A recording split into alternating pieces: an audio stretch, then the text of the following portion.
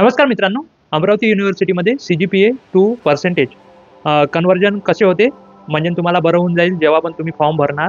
जर तुम्ही अमरावती युनिव्हर्सिटीचे असणार, त्यामध्ये कसं आहे की गव्हर्नमेंट जे कॉलेज आहे, गव्हर्नमेंट कॉलेज ऑफ इंजिनिअरिंग, त्याचा वेगळा आहे वाटते.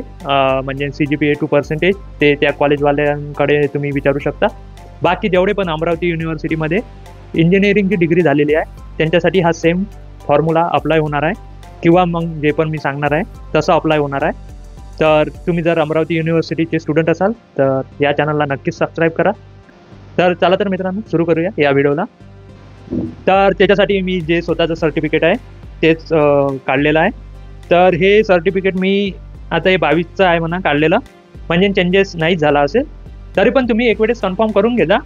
पण नॉर्मली असंच आहे की यामध्ये कसं आहे की तुम्ही first semester, second, third, fourth, fifth, sixth काय करता त्याच्याशी काही घेणं देणं नाही आहे या युनिव्हर्सिटीमध्ये. फक्त 7th आणि 8thचेच मार्क्स इथे कन्सिडर केले जातात. तर इथे कसं आहे की टोटल मॅक्झिमम मार्क्स म्हणजे 7th सेमिस्टरचे माझे 700 आहे आणि ऑब्टेन मार्क्स आहे 477. मग 8th सेमिस्टरमध्ये मला 600 होते टोटल मार्क्स, त्याच्यापैकी मला 600 नव्हते, टोटल मार्क्स 600 होते आणि मार्क्स ऑब्टेन म्हणजे मला किती भेटले होते 450. तर टोटल मार्क्स ऑब्टेन जर पाहिलं तर 927 झाले होते आणि जे मॅक्झिमम मार्क्स होते ते होते 1300.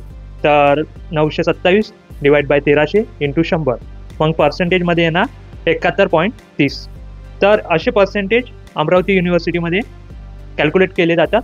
तुम्ही तुमच्या स्क्रीनवर पण हा सर्टिफिकेट पाहू शकता आणि मग खाली ते रजिस्ट्रारचे साईन वगैरे असते.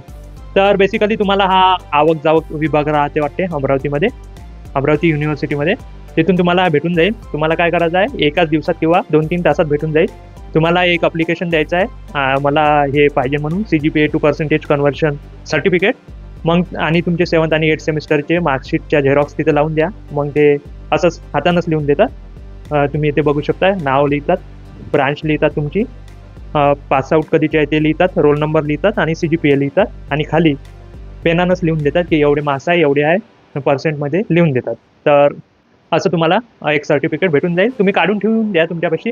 मग कुठेही तुम्ही DV वगैरेला जा तर मग हे तुम्ही दाखवू शकता की यानुसार आम्ही तिथे पर्सेंटेज टाकलेले आहे.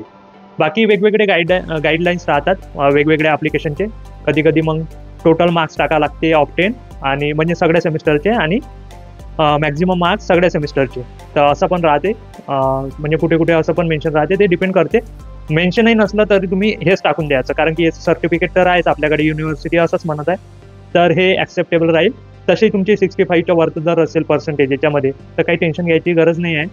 तर होऊन जाते, म्हणजे नॉर्मली फर्स्ट क्लास पाहिजे तेवढ्या याच्यात काम होऊन जाते. बाकी काही या मार्क्सले कोणी विचारत नाही, फक्त मग डिग्री वगैरे पाहून घेतात. एवढं काही इथं टेन्शन घ्यायची गरज नाही. आय होप तुम्ही जर अमरावती युनिव्हर्सिटीचे स्टुडंट असाल तर हा व्हिडिओ तुम्हाला नक्कीच हेल्पफुल राहिला असेल. जर तुम्हाला याबद्दल माहिती नव्हती तर या चॅनलवर नवीन असाल तर पुन्हा सबस्क्राईब करून घ्या. आणि आपलं टेलिग्राम चॅनल आहे, जर तुम्ही AJE इलेक्ट्रिकलसाठी प्रिपरेशन करत असाल, PSUसाठी प्रिपरेशन करत असाल तर तेथे पण तुम्ही जॉईन होऊ शकता. आणि जर तुम्हाला प्रिपरेशन स्मूथ आणि चांगल्या प्रकारे करायची असेल तर तुम्ही all in one mentorship program पण जॉईन करू शकता. सगळ्याच्या लिंक्स तुम्हाला डिस्क्रिप्शन बॉक्स, पिन कमेंटमध्ये भेटून जाईल. तर भेटूया नेक्स्ट व्हिडिओमध्ये. तेव्हापर्यंत जय हिंद, जय महाराष्ट्र.